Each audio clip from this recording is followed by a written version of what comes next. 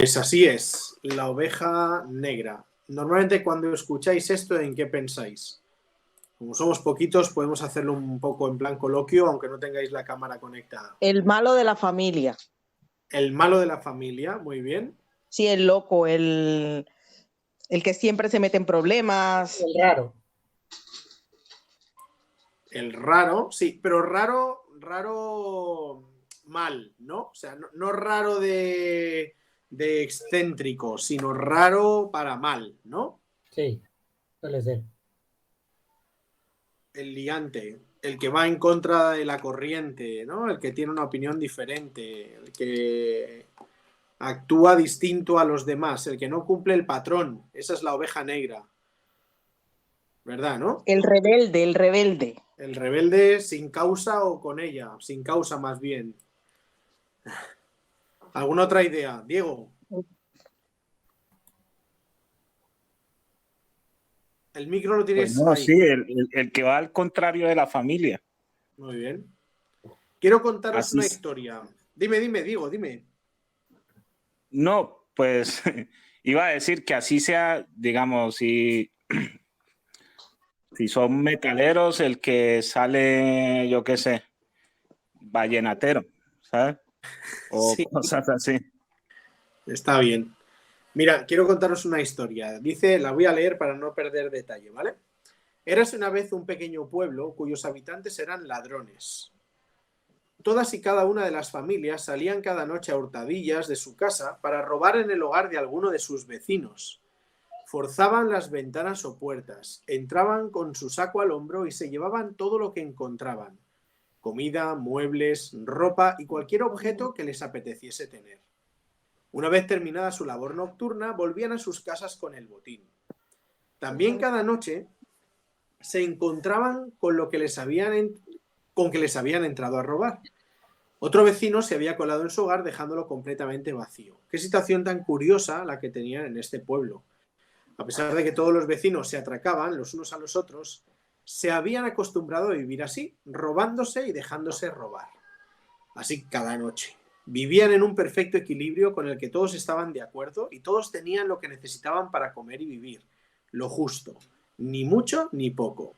Nadie era rico ni pobre. Esto ocurrió hasta que un hombre honesto y bondadoso se mudó al pueblo de los ladrones. Él no quería participar de los robos, así que durante la noche se quedaba en su casa descansando o practicando alguno de sus hobbies, mientras el resto salía a hurtar. Sin duda, él era la oveja negra del pueblo. Qué mala suerte y qué injusticia para los habitantes de aquel pueblo.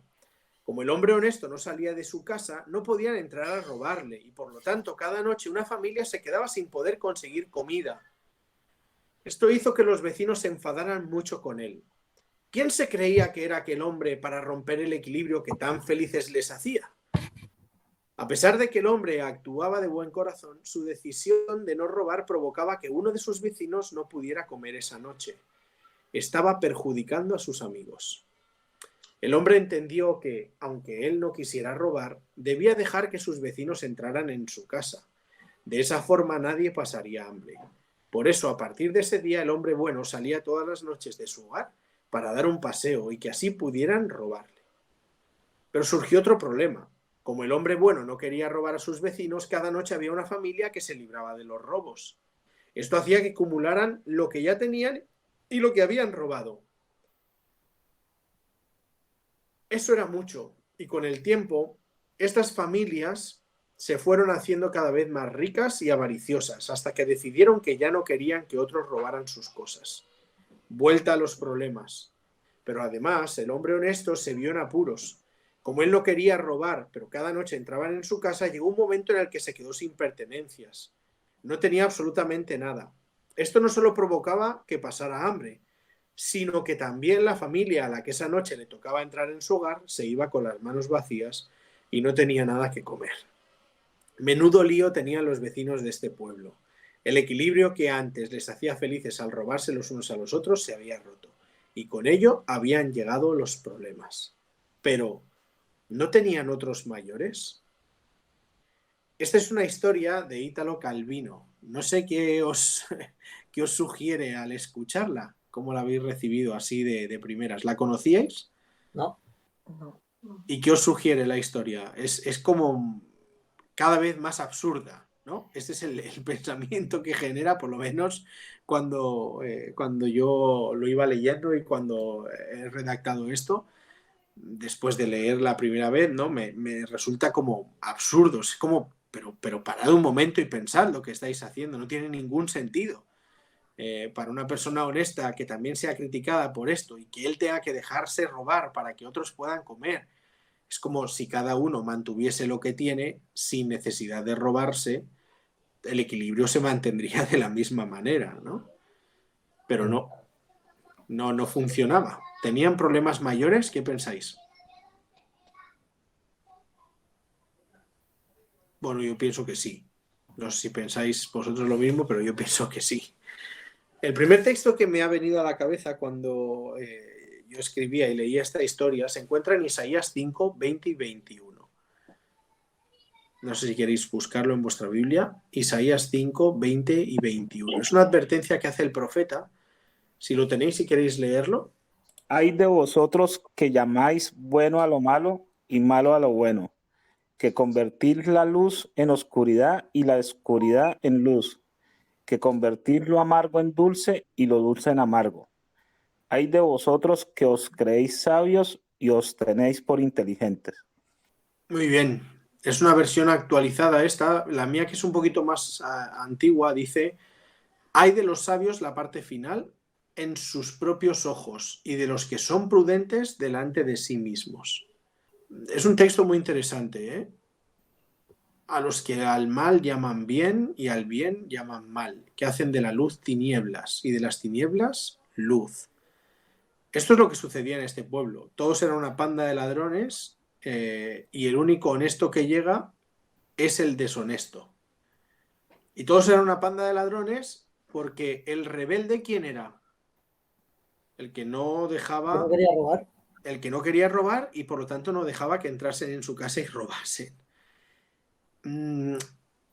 Según nuestro mundo, sería él la oveja negra, según nuestra manera de pensar, nuestros principios, nuestras creencias, sería él la oveja negra, el rebelde sin causa, el rarito que decíais. Según nuestros principios, ¿sería eso? No, sería la persona cabal, ¿verdad? Sería la persona que La actúa única de una cuerda. forma correcta. Di, David, La única cuerda. el único cuerdo, efectivamente. Ahora, esto nos hace, por lo menos a mí me hace pensar, entonces, ¿quién es la oveja negra? La oveja negra, ¿quién la determina? El rebaño de ovejas blancas. Claro, la determina el resto del rebaño. La oveja negra no es negra porque, como nos ponía Raquel ahí en la foto que compartía por el grupo de Huesca, ¿no? No es la negra porque está pintada de negra o su lana o genera lana negra. La oveja negra, en este caso, está mal determinada en todo lo que eso conlleva, porque en realidad es la única oveja honesta, la oveja que actúa de manera correcta, tal y como Dios quiere. El problema es que lo que determina que uno sea oveja negra o sea oveja blanca no es, no es un criterio elevado. El criterio lo determina el rebaño, como tú has dicho, David. Y si el rebaño está podrido, ¿qué capacidad tiene para calificar a esa oveja? Si el rebaño llama a lo malo bueno y de repente hay una buena acción, ¿cómo la va a calificar? La va a calificar como mala, porque rompe su actitud, rompe lo que ellos hacen, ¿no? Este tipo de persona que describe aquí Isaías no solo forma parte del pensamiento antiguo o del Antiguo Testamento, ¿no? Ya que Isaías está marcado ahí.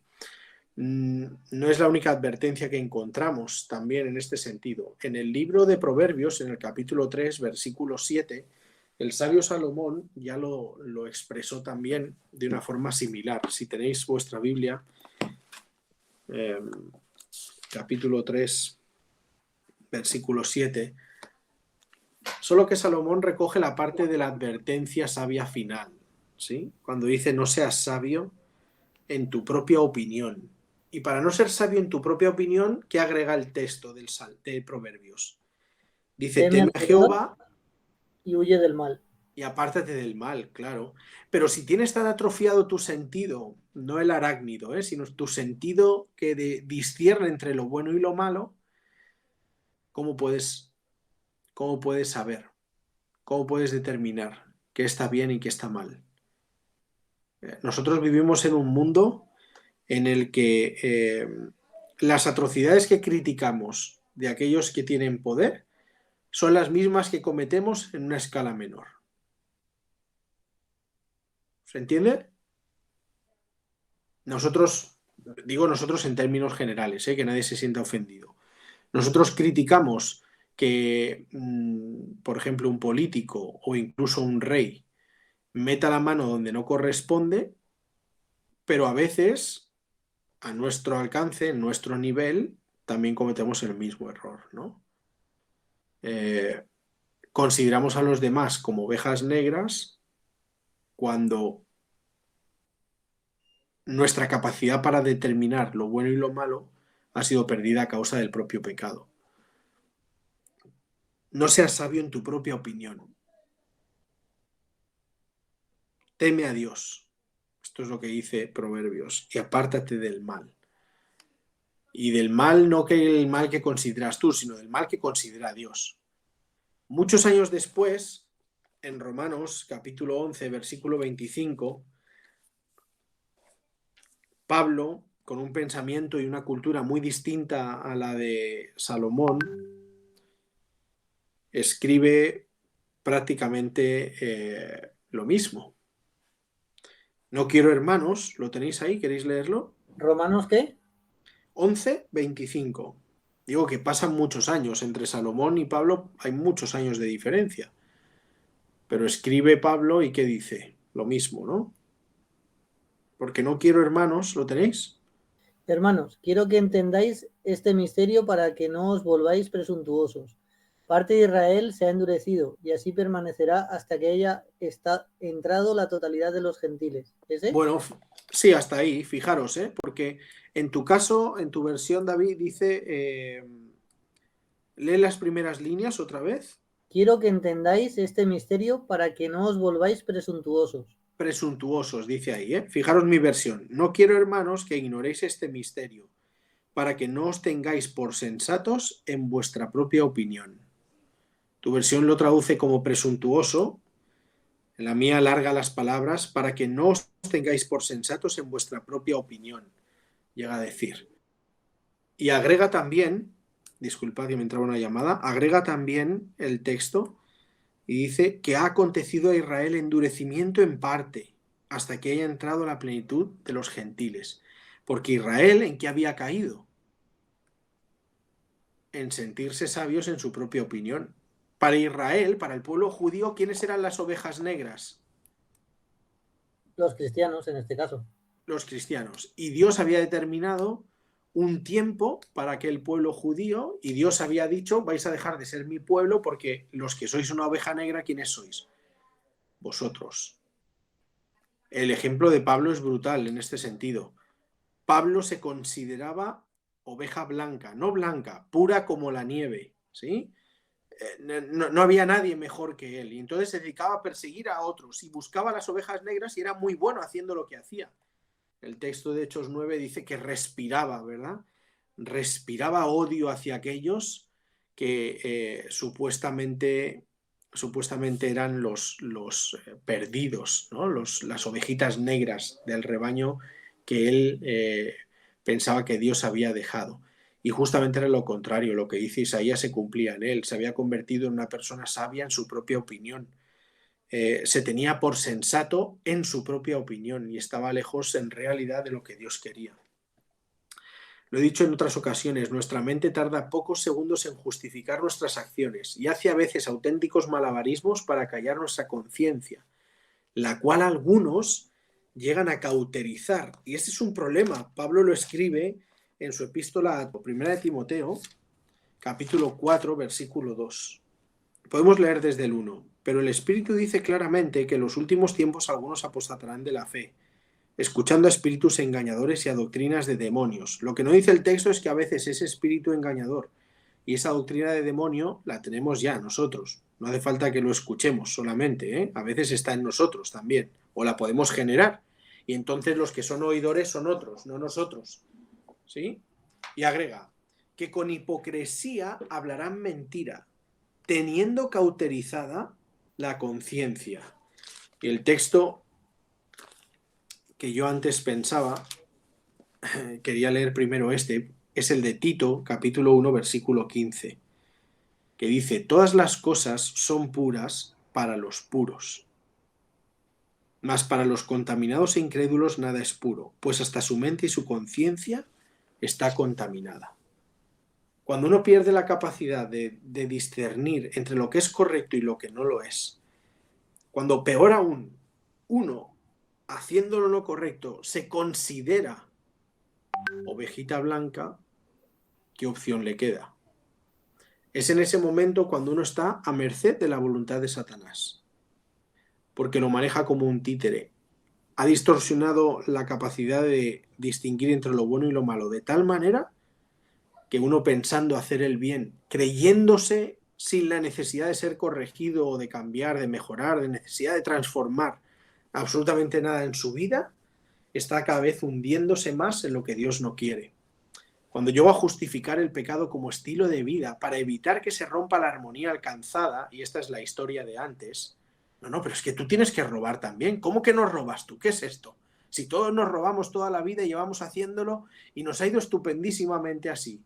No, pero que yo no quiero robar. Pues entonces, por lo menos sal a dar una vuelta y que te puedan robar a ti, ¿no? Si tú no quieres robar. La historia absurda de Ítalo Calvino. Cuando llegamos a justificar el pecado como estilo de vida para evitar que se rompa la armonía alcanzada, hemos avanzado demasiado. Esa historia de Ítalo la leemos y la describimos como una situación absurda, ya lo mencionábamos antes, de ciencia ficción, olvidando que en esencia, no el caso específico que se describe, sino en esencia, funcionamos como ellos en más de una ocasión. No hemos actuado, no hemos aprendido demasiado, nos hemos acomodado a un estilo de vida no solamente manchado por el pecado, sino que en muchos aspectos depende de él. No sé si coincidís en pensamiento en esto, pero es fuerte, ¿eh? Sí. Dependemos en muchos aspectos del pecado. Tristemente, nuestra manera de vivir se ha acomodado tan alejada de la voluntad divina que dependemos. No quiero mencionar ningún ejemplo, pero alguno me ha venido por la cabeza. Genérico, no de persona, me refiero genérico. La segunda idea que me viene a la mente la ilustro con una imagen que lo que más odia al rebaño son aquellas personas que piensan de modo distinto, y no es por la opinión en sí, sino por la osadía de querer pensar por sí mismas, algo que el rebaño no sabe hacer. Y veis aquí las ovejitas, ¿no? Ve, ve, ve. Y aquí está la negra que dice va. ¿Sí? Pues así, ¿no? Sería un poco a modo ilustrativo. Pero la frase me parece muy interesante.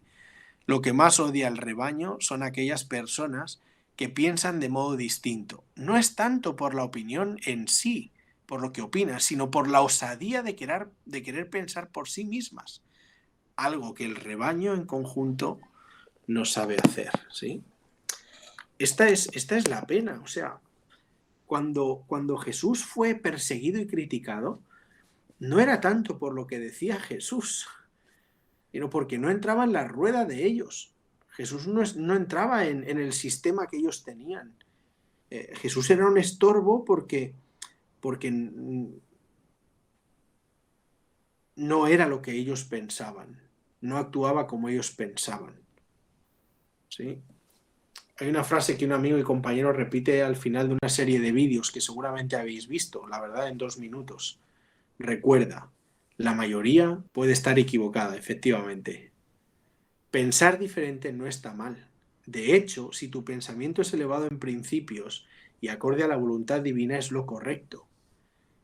Esto en según qué épocas de nuestra vida lo manejamos de una mejor manera.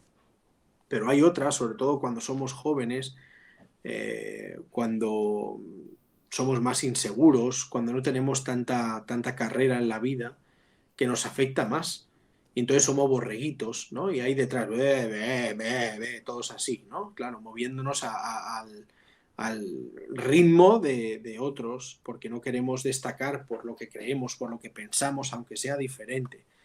¿Cuánta gente por la presión del grupo llega a cometer verdaderas atrocidades que en realidad no siente así? Recordad que solo uno de los 10 leprosos volvió a agradecerle a Jesús. Lucas 17, del 11 al 19. Únicamente 2 de los 12 espías querían obedecer a Dios. Números 13 y 14. De todos los habitantes de la tierra, solamente Noé y su familia entraron al arca. Génesis 7.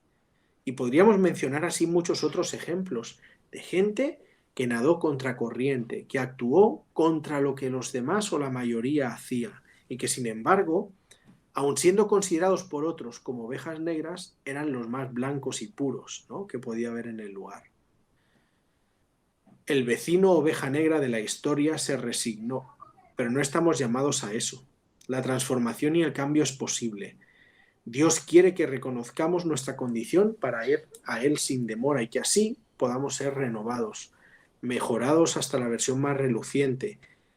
No tenemos nosotros esa capacidad, pero Dios sí. No podemos ser sabios en nuestra propia opinión o cometemos el error de ser sabios en nuestra propia opinión porque a veces no conocemos otra o porque no asumimos que otro pueda tener una razón mayor que la que nosotros hemos considerado, a la que hemos aterrizado. Cristo puede lograr ese cambio en nosotros. Él quiere lo mejor para cada uno de sus hijos, para nuestras familias, comunidades, para nuestra iglesia, para su mundo, en definitiva. Y quiero terminar con una frase que espero no olvidemos. Ser bueno no es sinónimo de ser necio. Ser bueno es una virtud que algunos necios no entienden. Me parece muy buena, ¿eh? Ser bueno no es sinónimo de ser necio. Ya sabéis que la gente tiene esta opinión. Es tan bueno que es tonto. ¿Habéis escuchado esta expresión? Por lo menos aquí en España se menciona, ¿eh? Este de bueno es tonto. Este hijo, las madres incluso de los hijos, es que este hijo que tengo es tan bueno de verdad, ya pudiera tener un poco más de malicia para que no le tomasen tanto el pelo. Yo he escuchado eso muchas veces, no porque me lo hayan dicho a mí, no porque yo no sea tonto, no penséis que me estoy echando flores, ¿eh? Pero en algunas ocasiones parece, y lo dice la palabra de Dios, que el que triunfa y el que crece y el que gana y el que vence es el malo, ¿o no? ¿Sí? Si vas de bueno por la vida solo recibes palos. Pues qué buena frase, ¿eh? Ser bueno, si alguna vez os lo dicen, podéis contestar de esta manera. Tú es que eres tan bueno que... Mira, ser bueno no es sinónimo de ser necio. Ser bueno es una virtud que algunos necios, como tú, no resistáis y decíselo, ¿eh? No entienden. La oveja negra, ya lo hemos dicho, muchas veces es negra porque el grupo determina qué color es. Pero qué bueno que hay un Dios en los cielos que ve el corazón de las personas y que sabe distinguir, ¿no? Y que ve a aquellos que se mantienen en los valores que Dios espera y quiere para nuestra vida. Y aunque todos nos vean como ovejita negra, y si hubo una oveja negra considerada por el grupo como tal, mayor que cualquier otro, ese ha sido Jesús, finalmente obtendremos nuestra recompensa, ¿no? Y sabemos que la de Cristo fue la victoria, la vida eterna, no solo para Él, sino también para nosotros. Que el ser diferente no sea lo que marque nuestra timidez, ¿no? Nuestra inseguridad. Que la seguridad la encontremos en nuestros valores y principios firmes en Cristo, independientemente de lo que algunos crean, porque nuestra conciencia no viene marcada por el grupo, tiene que ser trabajada por Dios, ¿sí? Para saber distinguir qué es bueno y qué es malo. Que el Señor nos bendiga a todos. No es muy extensa la reflexión, pero por lo menos a mí me ha servido cuando la he preparado y espero que para vosotros también lo haya sido.